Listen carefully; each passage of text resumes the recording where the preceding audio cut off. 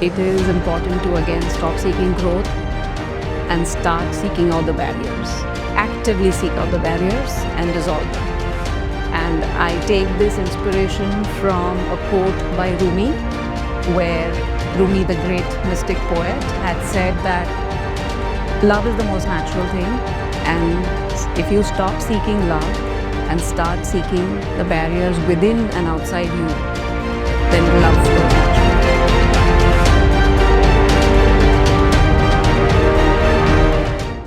Good morning, everyone. Welcome to IMA YouTube channel and 4th edition of Women Leadership Conclave.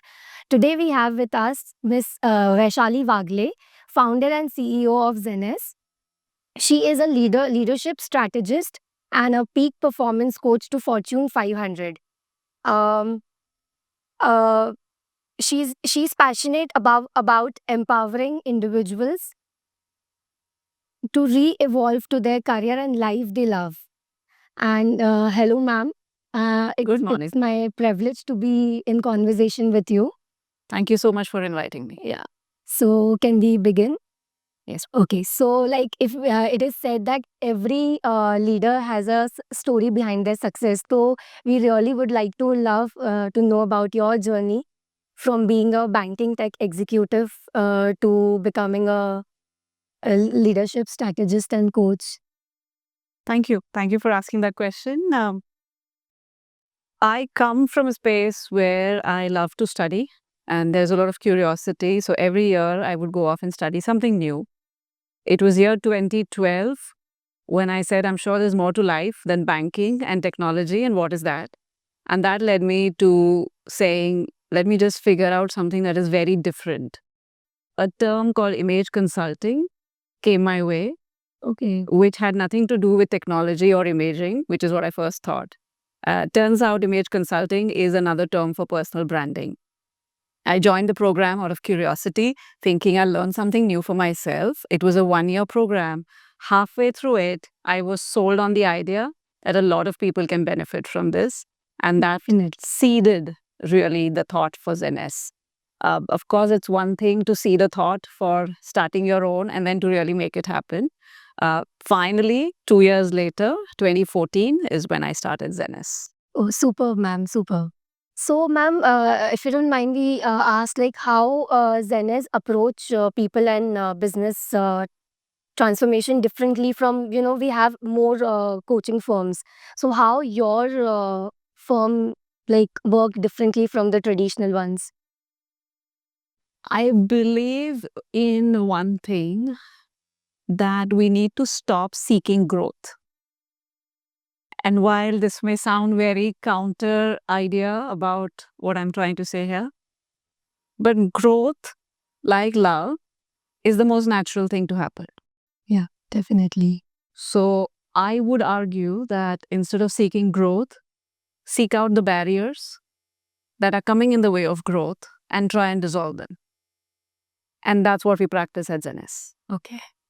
Now, when you think barriers, there are a lot of external barriers. Obvious, you can say my manager is a barrier, the environment is a barrier, etc. And while those are true, but there are a lot of internal barriers that we carry. And that's the real game changer. So we start working at the human tendencies, human inhibitions level. And the framework that we work with at Zeness, it's called the Untie framework, which is understanding your tendencies, uncovering your inhibitions, and unleashing your excellence. So it goes through a transformative change for that individual, and therefore it is sticky or lasting. If it was a superficial change, sometimes superficial you feel nice, but after a few days, couple of months, it just evaporates. But when it's an internal change, that's where the real thing happens. And moreover, I feel that one should love their work. Yeah. And the interesting thing sometimes is when you say I'm seeking a growth or I'm trying to get to some level, a lot of that is vague and people don't know how to go about it. So that is important to tell them what is the roadmap. So when that clarity comes, so the coaching is a lot about clarity. It's if you're sitting in a car and trying to drive a car, and really most people that I work with, and I work with a lot of CXOs, the idea is not that they can't drive the car. They've driven it for a long time. Why they come to coaching is because they're unable to see the road ahead. There is a fog in front of them and they're saying, I don't know how to do it. An idea of coaching is to say, hey, I'll help you figure out that road. Not that I'll help you drive the car, but I'll help you unclear and get more clarity. So, ma'am, can you highlight some leadership blind spots that generally push performers back? There are a lot. Just the few ones. The ones that stand out or keep repeating over and over again is a lot of times the leaders come with their own diagnosis of the problem. It's like if we were to go to a doctor and before even the doctor says what's wrong with you, I have said ki ye sab ho raha hai, and that's the medicine you give me. That may not be the most effective way. And we have such a lot of knowledge available on the internet freely that the diagnosis happens freely. So they will come to say, or they'll start believing that I do procrastination, like lovely big words, right? Jitna bada word, utna maza aata hai. And those are the blind areas. So they start believing in sometimes those identities. And the problem with that is you are solving something that is not even true to you. And you're wasting a lot of energy on doing that, whereas the problem lies somewhere else. So the first thing is when we start work is to say, keep your diagnosis aside. Let us figure out really what it is. And sometimes it's never that problem. Like procrastination is a lot of times never procrastination. It's something else altogether. I know. Yes. So, ma'am, with technology, with AI, obviously, the AI is like changing everything nowadays. So, technology is reshaping the future of work. So, what skills do you really think leaders should develop, should prioritize, basically? I read somewhere that we are thinking of AI as a tool. Right. And that particular article said, think of AI as a digital species. Just like we are human species, think of that as a digital species, which means it has its intelligence. Obviously, there is that artificial intelligence in it. But like us, that we are evolving, that species is also evolving. And so as leaders, if they are able to understand that till date, they were only working with one kind of species, now they've got two species to work with. And So I think it's a complete different perspective of how you can start treating AI. More importantly, you can't ignore it because it's there. It's part of everyone's life. You are using AI, I'm using AI for very different purposes. But when we start to treat it as a digital species, that's where the fun begins, because the leader then starts to see this as something that how can I have this species alongside all my human species that I work with and bring it all together in a cohesive environment. Okay. Yeah, definitely. So, this is for our listeners. Vaishali ma'am is not just a leadership strategist and a coach, she's also a successful author, writer. Recently, her book, Scaling Peak, launched, I think, earlier this year, ma'am. Yes. Yeah, and it's a Amazon's bestseller. So, ma'am, what inspired you to become a writer, and how you balance being a CEO, writer, speaker, all at all once? What inspired me, I believe all of us have at least one book in ourselves, Yeah. right? A second book aayega ki nahi pata nahi, but one is obviously there. And it was earlier this year, sometime in Jan, where I said, I write regularly because I write a newsletter weekly, I write blogs, I write a lot of articles. And I said, what's the big deal? I can write a book as well. Oh, that's So it's not, well, it may be inspiring, right? But that completely was a misnomer for me, because I did not anticipate that writing a book would be so difficult. So when you write an article, it's a short article, link diya, khatam ho gaya, right? But when you start writing a book, at least my experience was, and I like to write on paper. I draw things, and so the book has a lot of practical advice, frameworks, and so on.